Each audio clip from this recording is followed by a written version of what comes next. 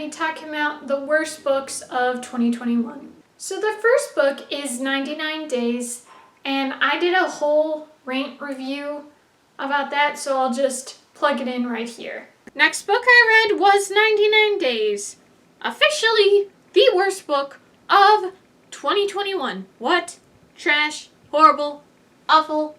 I don't even want to look at this book, it's so bad. 99 Days follows Molly Barlow as she returns to her hometown after being away for a year. She has had a mark on her back ever since her mom revealed Molly two-timed her boyfriend with his brother. She starts the summer off with Gabe until she discovers Patrick is in town. She must sort out her feelings for both brothers and work through the treatment she's been served by her community. Train wreck. Wow, what a book. This is January we're talking about, and I've already found the worst book of 2021. 99 Days actually has a message. You just have to get to the last 20 pages of the book. The whole time I was reading this book, I couldn't understand why it was made to begin with. Molly straight up sucked, Gabe was questionable, Patrick was a total jerk, and Julie was so stinking nasty. The only good characters were Imogen and Tess. The author wanted to adjust a double standard. That's fine. But can't there be some redeeming qualities about Molly? She never learned from her mistakes. She blamed everyone but herself, and she did not genuinely apologize. She repeatedly cheats both emotionally and physically. One good thing about this book was the exploration of the boy's attraction to Molly. It was more about being competitive and beating the other brother rather than actually being interested in her. Given all the cheating and the emotional roller coaster this book was, I'm so glad she didn't end up with anyone. At the end of the day,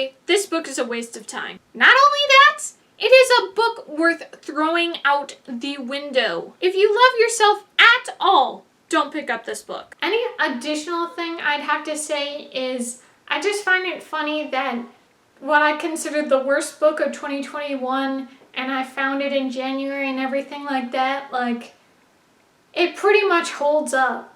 Like, it's, I mean, honestly, I think I can only talk about 3 books because these 3 were like horrible, so bad, hate them. I could kick them if I could. I mean, technically I can't, but you get what I mean.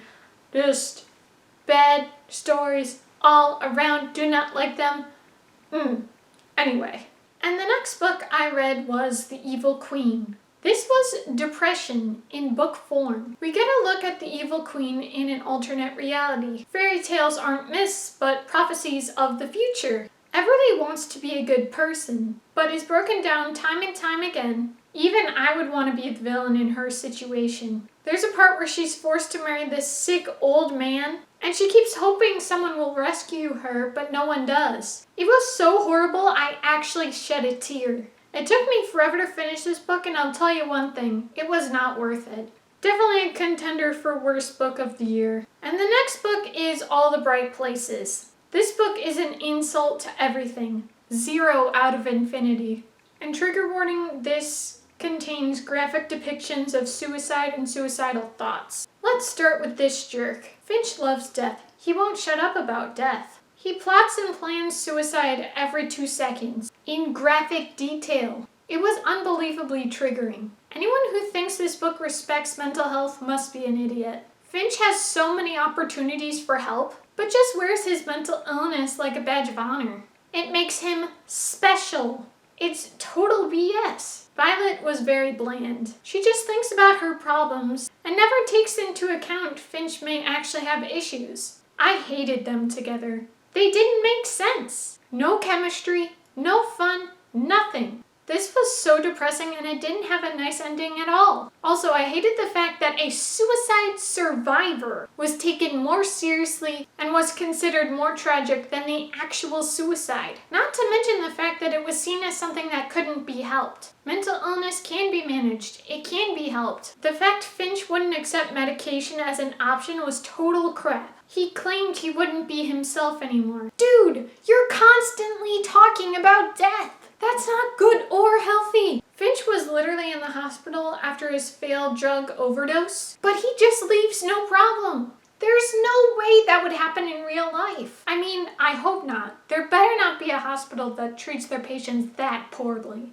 Finch was absolutely a manic pixie dream boy, used solely to progress Violet's story. The fact he was suicidal was so disrespectful. I can't believe this wasn't blacklisted. This was total trash. And those were my top 3 worst books of 2021. Absolute trash. They're all bad. Hate them. Worst ever. Why do these books exist? I hate them so much. Die in a fire, you horrible, horrible books. But anyway, I hope you guys enjoyed. Please be sure to like, share, comment, and subscribe. Bye!